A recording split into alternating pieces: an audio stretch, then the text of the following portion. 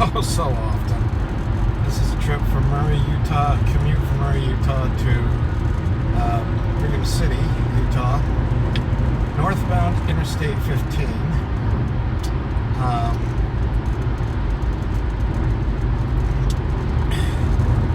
We had a snowfall throughout the early morning hours, but as you can see, in just the last couple of hours, things have melted off.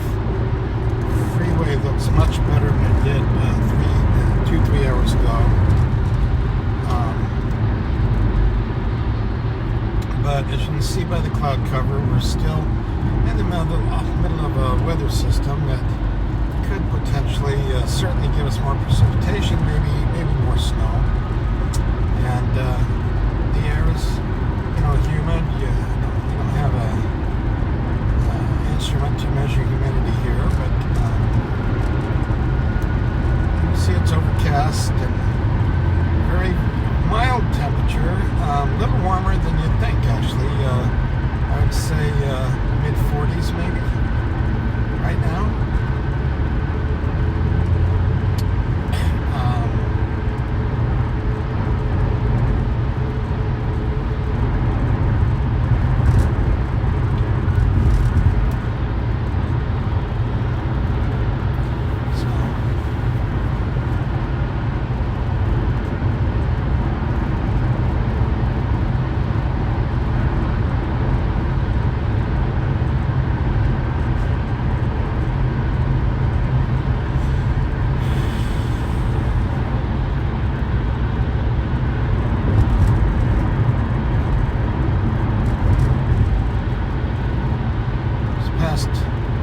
This past Monday, I don't recall the date right off the top of my head, but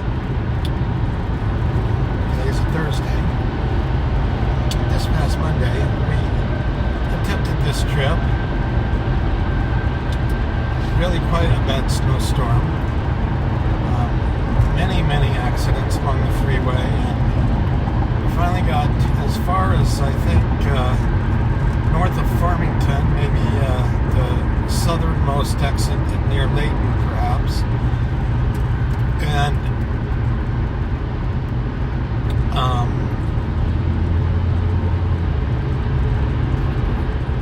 it was just, we ended up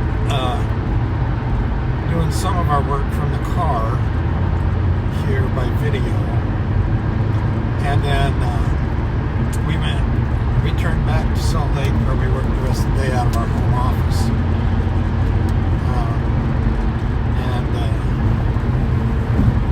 So I have an office in my home. I refer to it as a home office, central office or main office. It's an office up in Brigham City, Utah, which I know is ridiculous because it's 70 miles from my home. But that's where work takes me. So we do this commute pretty frequently. And it's not so bad. The road is nice, the traffic's moving, but there's an accident or other unpredicted anomaly. It can certainly throw a monkey wrench into things.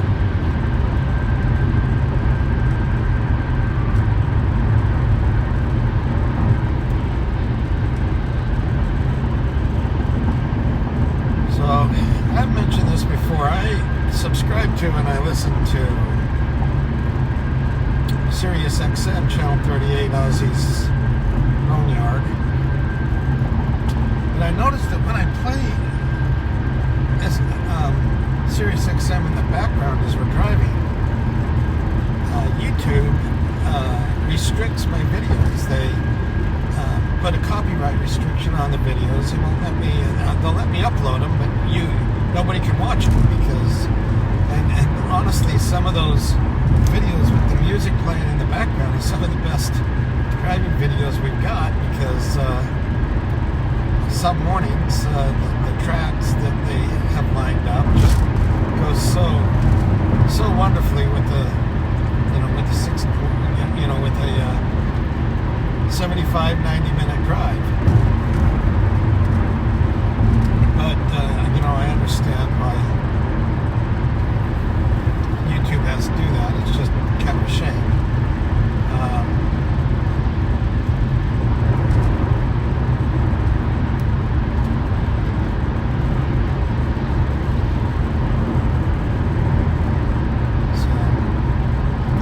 So lately we've just been doing a lot of driving with no commentary at all, just driving. Sometimes there's random, discombobulated commentary. We drive along, just, I open my mouth, crap flows out. But I appreciate you joining me. I appreciate you listening to the rants. It's fun to do these.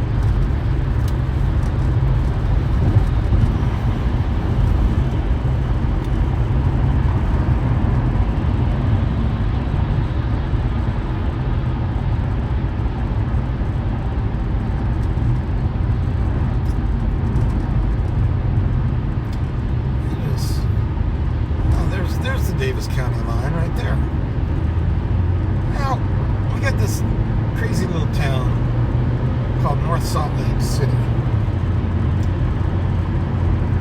North Salt Lake City, part of the city is pretty desolate. Like, for example, you look on the right of the screen here, there's this big gravel pit pulling out soil and gravel and that. And that's part of North Salt Lake City. Over on the left of your screen, if you seen him just a minute ago, you may not be able to see him right now, is these chemical plants, which are part of North Salt Lake City. And off to the right of your screen, you see these structures, these houses, these apartments, part of North Salt Lake City.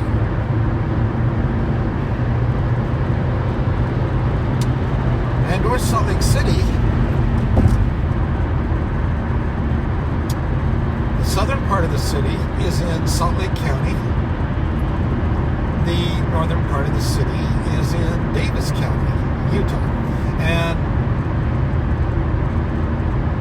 I don't know how common that is. It seems odd to me that a single city would span over the border of two counties. Yeah, crazy, huh?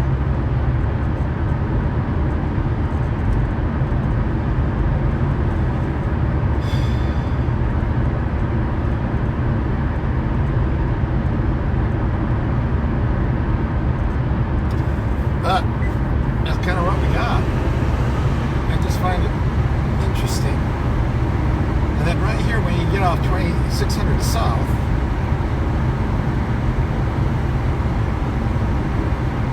this road is kind of the divisor between North Salt Lake City, just on the south, and then the city of Bountiful, just on the north.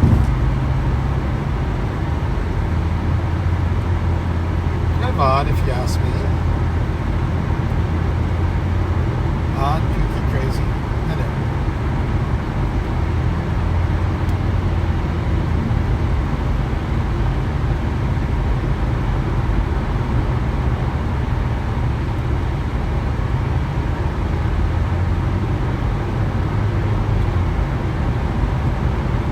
If you see it here on your right, Woods Cross City. I don't know what it is about Woods Cross City. This is a city that has been entrenched in my mind for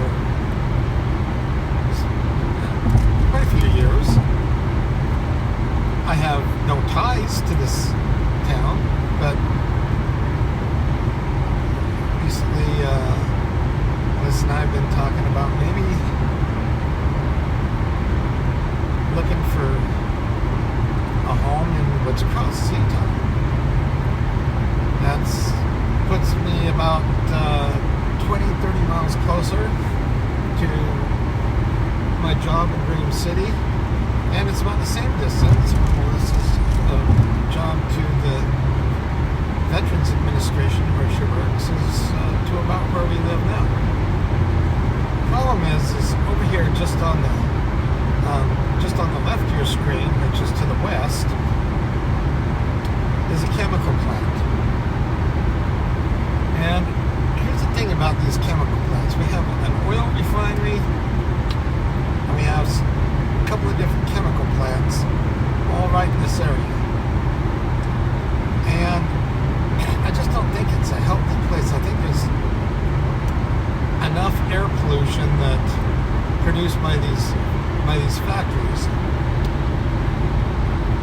It impacts it impacts your health, I think. Some years back,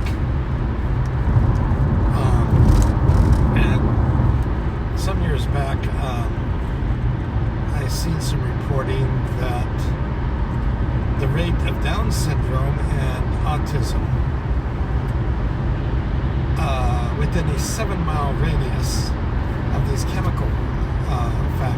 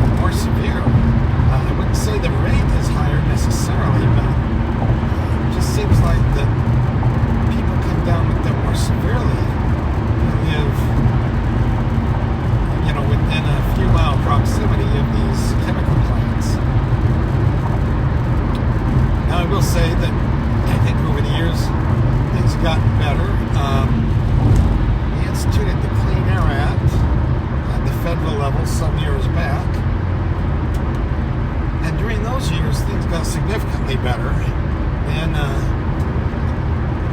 about 6 years ago or so. President was elected who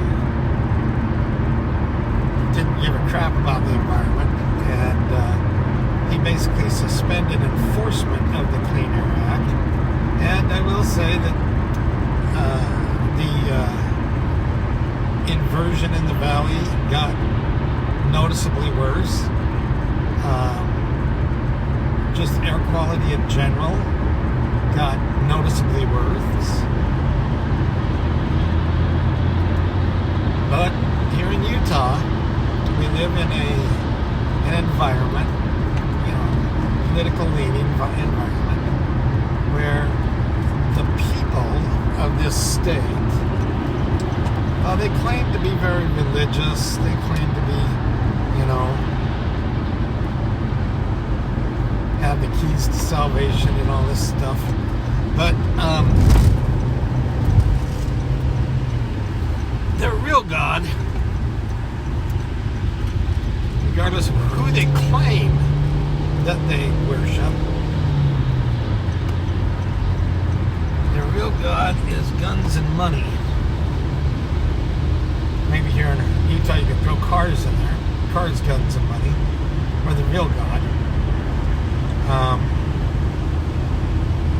Because they sure don't give a crap about people. Well, unless you're unborn. Now, if you're an unborn fetus, if you're a little, if you look like a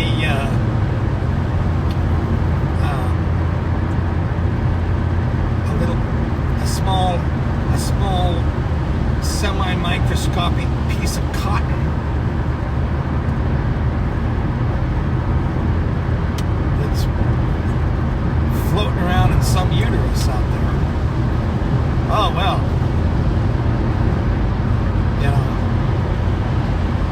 they care about you. They care about that big. It's almost, you can almost equate them to a big blob of snot. They care about that. Oh my gosh. They will tear every human right. They will tear every civil right away from you for that. But the second that thing matures and is born and takes its first breath of life, becomes a living soul, the second that thing is born, kick them to the curb. They don't have no value anymore. They're not gonna. The people here and the politicians here, the policies here. If your parents aren't wealthy enough, if your parents happen to work for a rich guy that only pays you $12-15 an hour, well, it's not the rich guy's fault for not paying you a living wage. No. It's your fault. It's your fault for having that job. It's your fault for not, having a doctorate degree and making $300,000-400,000 a year. And so you're the one that's irresponsible because the rich guy that's only paying you, $10-15 an hour. Well, we got to protect his wealth. He's a job creator, and of course, he's a wealth creator, and of course, he's not really a job creator because his job provides no security. His job does not provide a living wage. In fact,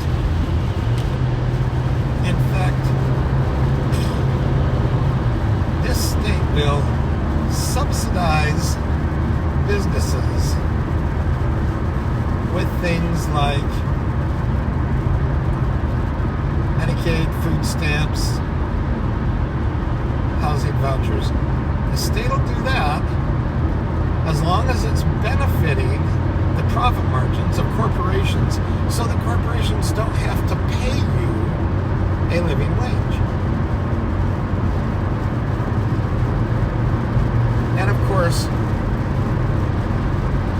no immorality in doing that, but the minute a group of folks get together and want to organize so that they can collectively negotiate a better benefits and a better living, a better wage, well, that's the most immoral thing on the planet. We can't stand for that. That's decreasing some rich guy's profit margins.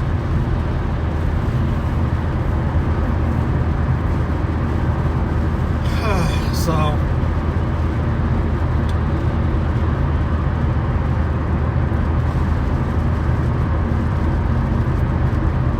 don't let anybody tell you that there's any other God of value in this state, because they can talk till they're blue in the face. When it comes down to it, money is the God.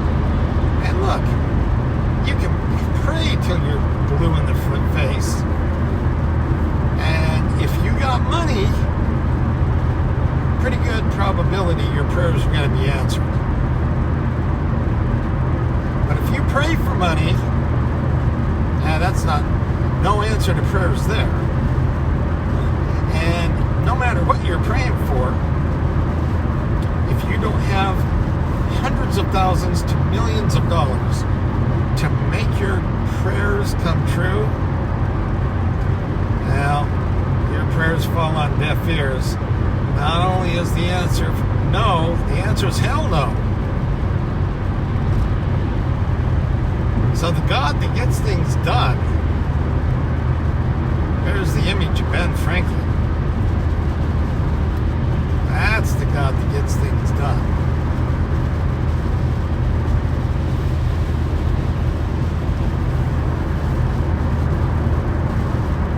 Don't think for 1 minute there's some invisible guy in the sky that sheds his graces upon you by making you wealthy. No, that's not.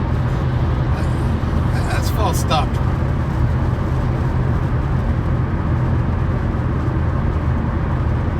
That's false doctrine.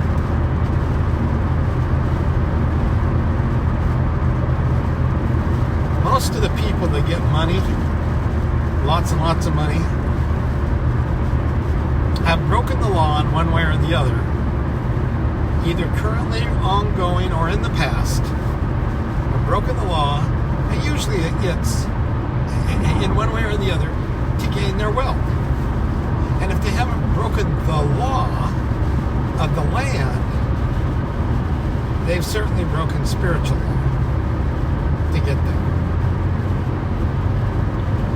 But for the vast majority of people, the great hatred is taxation. Oh, why is that such a hatred? That's such a hatred because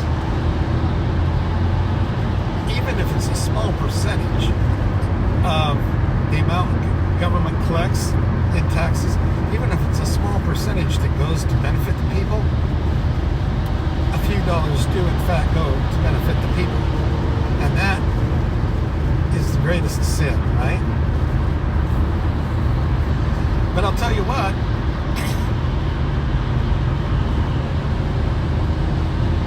the taxation of shareholder dividends, well, that seems to be perfectly fine. There's not a lot of complaint about that. But that is a taxation. That's taxation on the corporate structure. Taxation on the executive team of the corporate structure. Somebody out there created a corporation, and the minute they, gave it up on an initial public offering, or the minute they gave it up and took on shareholders, their wealth ballooned. At the end of the day, they lose some control of that corporation. They lose control to their shareholders. pretty soon their shareholders, in order to maintain a passive income stream, their shareholders are demanding dividends. They're demanding an increased value in their investment, because what better way to gain wealth than not have to work for it, right? I'm pretty sure that's what God intended, is that you're going to gain wealth without having to work. Just establish, multiple passive income streams. And of course, in the mind of the religious, the passive income stream is not subject to tithes or taxes. Well, what's subject to tithes or taxes? Wages, earned income, the stuff you have to go spill your blood and sweat to get. Well, that's what you need to be paying tithes and taxes on.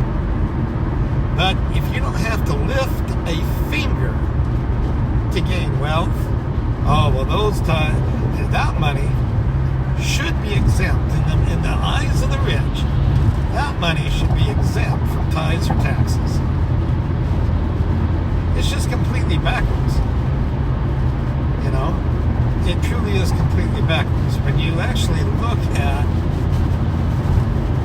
the law of tithes and taxes,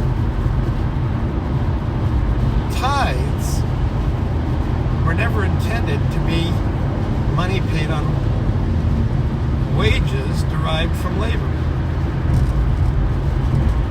Tithes were intended to be on interest and the rents you derive from surplus properties. Passive income. The money and wealth you gain without the investment of labor, your own personal labor, that's the money that God intended to be tithed. And that's the money that ought to be taxed at higher rates, much higher rates than earned wages. We got it completely backwards, guys.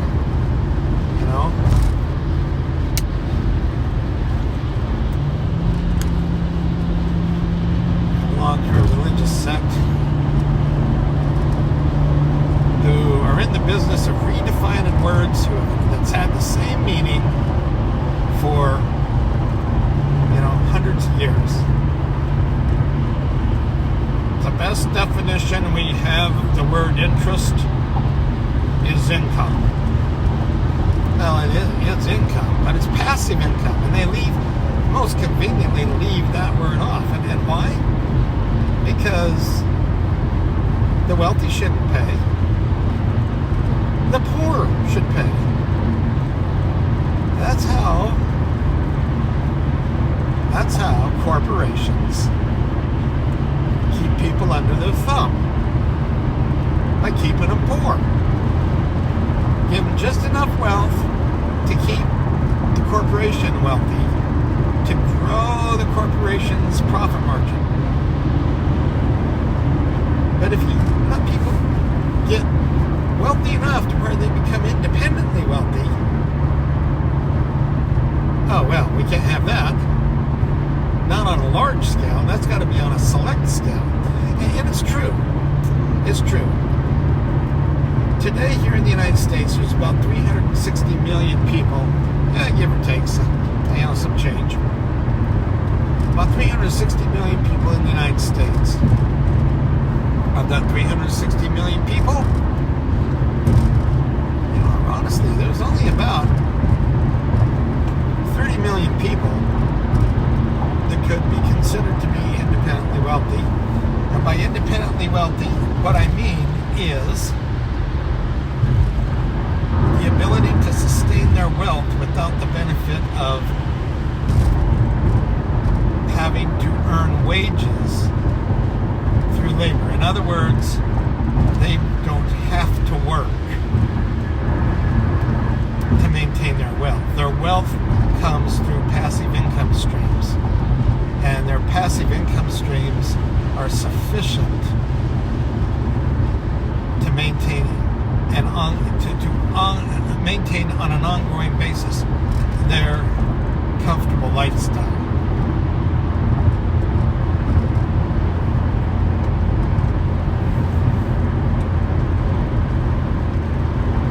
And here's the tragedy, here's the real tragedy. The majority of people who are in that 30 million group, the majority of people were born into the foundation of their wealth. Now, that's not to say that they didn't do some work. That's not to say they didn't increase the wealth they were born into. But let me tell you what. When you're born into a trust fund or a bond portfolio or a stock portfolio that's essentially given to you at birth, that's allowed to grow while you were growing. By the time you hit your mid to late 20s, early 30s, really, and you're already in the millionaire status because of these investments somebody else made on your behalf. When you fall into that category, and the majority of the wealthy do fall in that category, it's a lot easier, a whole lot easier, to maintain wealth and to build wealth when you already have a foundation of wealth. There are very, very few people who was raised in Section 8 housing, who was raised as children on food stamps, on Medicaid. There's very, very few people. There's very, very few of those people that ever gain millionaire status.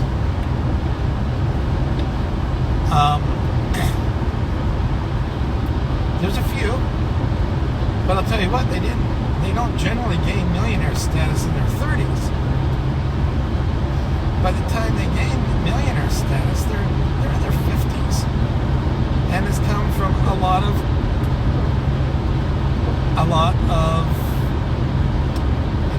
labor on their part. Yes, at some point they had established multiple passive income streams which built their wealth. But is that really what we should be doing? From a moral point of view,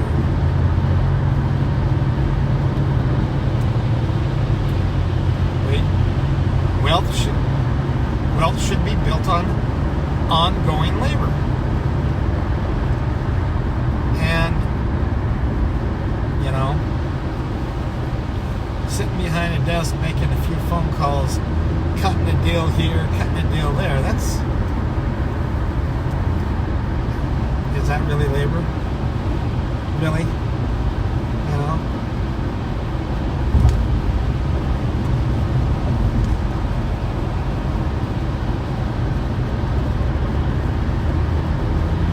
I find it interesting that people in the entertainment industry are vilified by so many conservatively minded people. People in the entertainment industry are vilified because they get wealthy. I'm telling you what,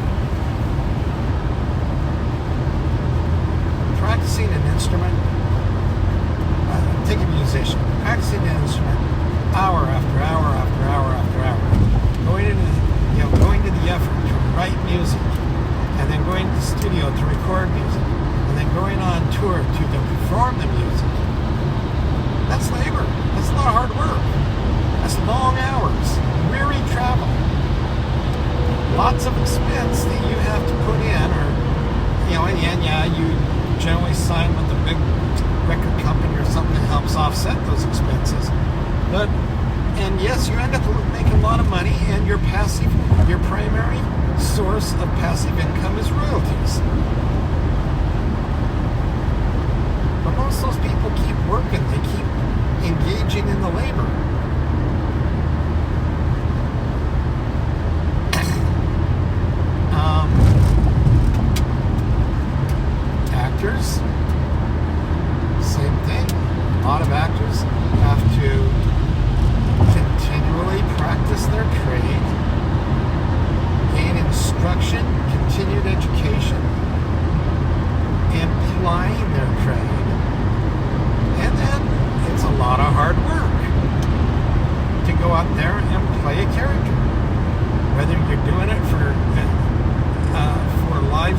performances or whether you're doing it in the motion picture or recorded entertainment industries. It's a lot of hard work, and most of the people doing this continually engage in labor to produce more and more content.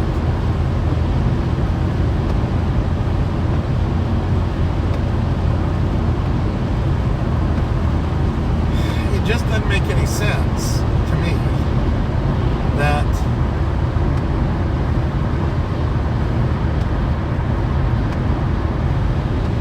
you take a big office building, take any given bank building, take any given investment house, and the guy that keeps that building looking great, the guy that keeps the toilets operation and the bathroom clean, the guys that keep that place looking professional can't pay their rent.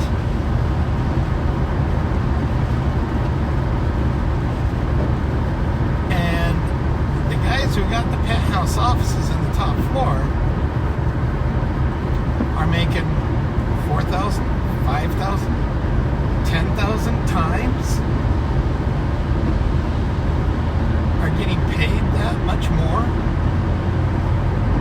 than all the guys down there that are actually building the wealth. Because that janitor helps build the wealth.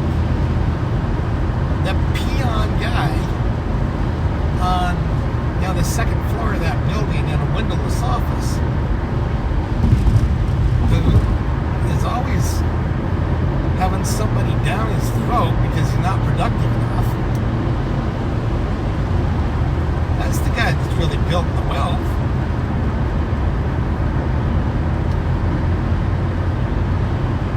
It's not the guy in the top floor that is prepping for his next cocktail party where he sit around the table and shoot the bull and then, cut a deal that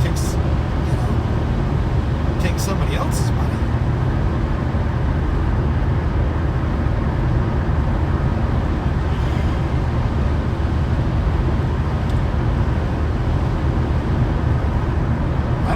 Noticed in the last few minutes, but this whole weather thing has gotten to be pea soup. This thing's gotten horrible. Look at this thing. I'm driving through a bowl of mushroom soup. Creamed mushroom soup. Not the brothy mushroom soup. The creamed mushroom soup. Those white button mushrooms that are all cut up in this milky, creamy soup. That's kind of what we're driving through right here.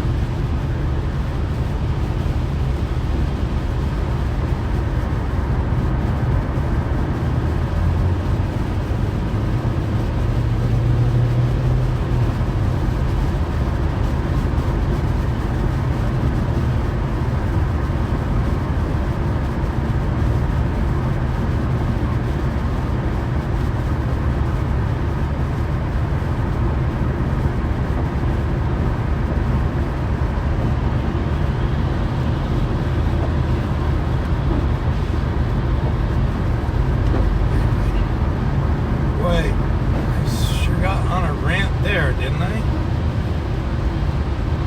Crazy. I didn't know what got into me. I just, like I said, I opened my mouth and crap just spewed right out.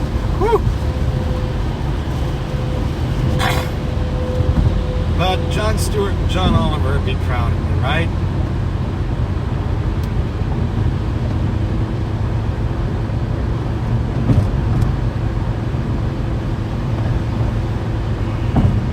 Yeah, it's true. I'm a political hack. I'm a news junkie.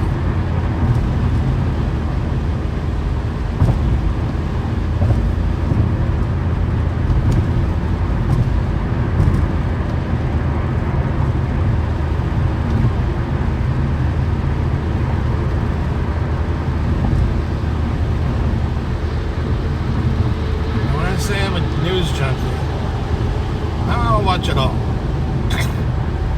Let's talk about some of the popular talking heads. Some of the popular talking heads. When I say talking heads, I'm not really talking about news coverage. I'm talking about political commentary, because that's what most talking heads head their talking on, is political rhetoric. And over on the conservative side of the equation, you got the Sean Hannity's and the Tucker Carlsons. My personal belief system aligns with only about 5 or 10% of all of the stuff they spew out.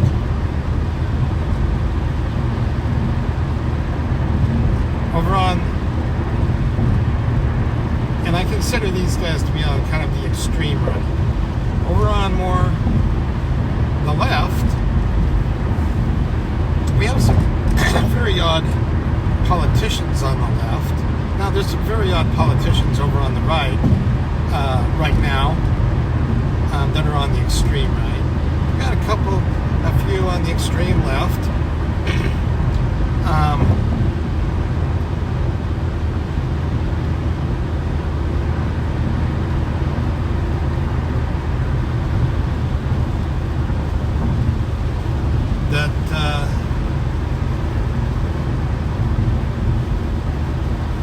But the talking heads over on the left side of the equation kind of fall on a news network called MSNBC. They have several. There's really only one individual on MSNBC where I would say that I'm probably 70-80% in agreement with, 20 to 30% in disagreement with, and that in contrast. So when I take the way Rachel Maddow, for example, presents her material and supports her material with evidence, and when I say evidence, I mean like official documents that she flashes up on the television screen, the words of politicians themselves, and of course, no matter who you talk to, if there's anything critical at all, they spew out, oh, it's taken out of context, everything's out of context. Well, I think most of them frame the context with the words they speak, for crying out loud. If you don't want the words you speak to be misconstrued, then say exactly what you mean. And I think that's exactly it. A lot of these guys do say exactly what they mean, and then when they're confronted with what they said and what they meant, they backpedal and say, oh, well, that's not going to get me reelected. That's going to cast me in bad light. That's really and truly deep inside what I believe. But, oh, we can't put that out in public because, you know, and look, politicians, They're just like the rest of us. Their first job is to keep their job. And that means they have to kiss butt to whoever their constituency is. And more important than kissing butt as to who their constituency is, they have to kiss butt as to who their donors are. Because that's the way politicians raise money to get reelected, is they have to have people give them money.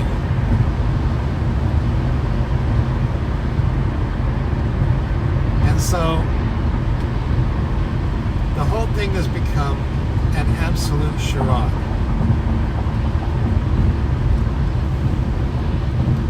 This whole concept that money is speech and cannot be regulated, that's the biggest crock. That's one of the biggest injustices proclaimed upon the American people that's ever existed. Folks, money isn't speech. Money's money. While it's difficult to regulate speech, it should not be difficult to regulate money. And just as you shouldn't have secret speech, you sure as hell shouldn't have secret money. But isn't it funny that money can be kept more secret than speech?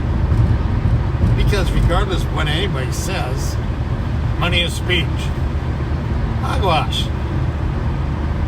Because you can keep money a lot more secret, a lot more concealed than you can keep your speech.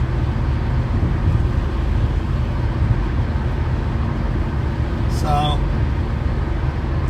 we got 9 guys in black robes that have said at some point, the majority of those 9 guys in black robes, at some point said money is speech, corporations are people, and of course, it is my view that all of those black robes ought to be like NASCAR. They ought to have, those black robes covered in patches of all of their sponsors. All of the people and influences that have influence upon those justices patches should be stitched on those black robes, so we know that Exxon is influencing this guy and the Christian Coalition is influencing that guy. But all that's hidden. And that's corruption. That's the corruption.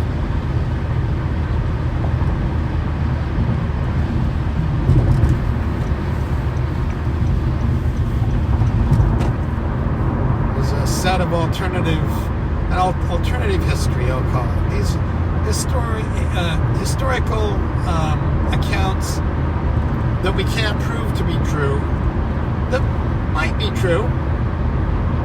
We just haven't got the evidence to prove that certain historical narratives are true.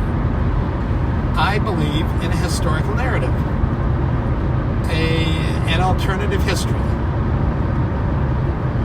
that there was a group of basically organized crime figures that infiltrated government many years before the United States existed as a country,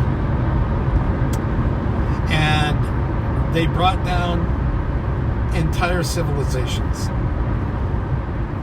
These Gadianton robbers who started out as common thieves and became one of the most powerful forces and destroyed an entire civilization through corruption, through money.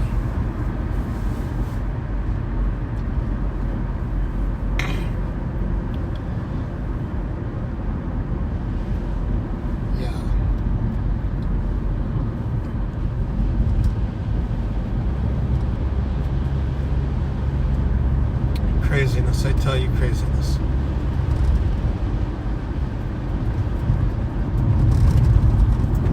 Ooh, that hurt. Oh boy. Well, welcome to Brigham City.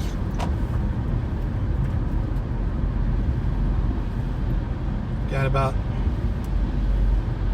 27 minutes before I have to be where I have to be. I've got about 20 minutes before I want to be where I have to be. I think I've got enough time to swing by my office for a couple minutes. Some things I want to get out of my car and into my office.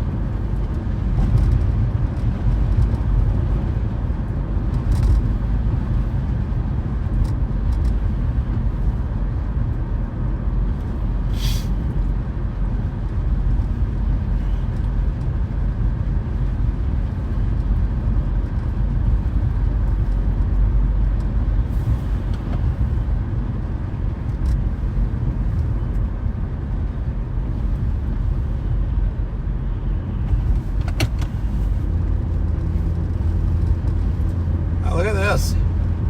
Wouldn't you know it?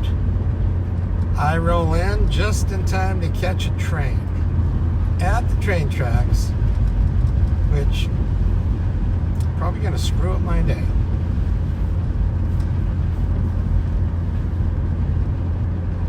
I'm not going to have as much time to go to my office as I thought I was going to have. Can I get to my office this way? I don't think so. I need to try to figure a way around this train issue. Oh! Is this a miracle? This is not the answer to prayer because I did not pray.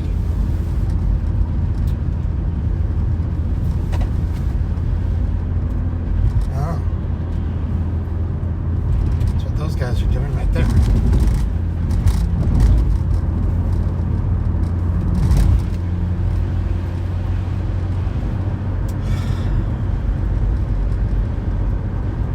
Well, I'll tell you, what a rant that was.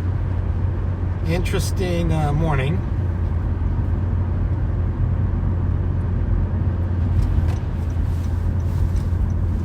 But I think this video may actually make it up on YouTube, my channel, Driving with Kim. I hope, I know it's very niche, you know, channel, just some guy yakking non-stop, driving you nuts while he's driving.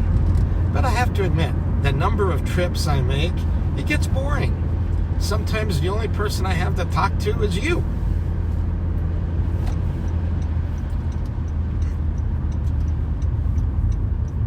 But I appreciate, I hope you're enjoying some of this. If it bores you to tears, I'm actually kind of hoping that a lot of these videos are enough to give you enough background noise where it can help you fall asleep.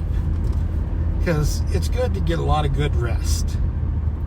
You know, I think we don't get enough sleep. We don't get enough rest. And so here we are at my office. I hope you all have a wonderful day. Thank you for joining me with Driving with Kim. If you like this video, hit like, hit subscribe if you'd like to subscribe to my channel. And you guys, let's be careful out there. The world can be a dangerous place. Bye-bye.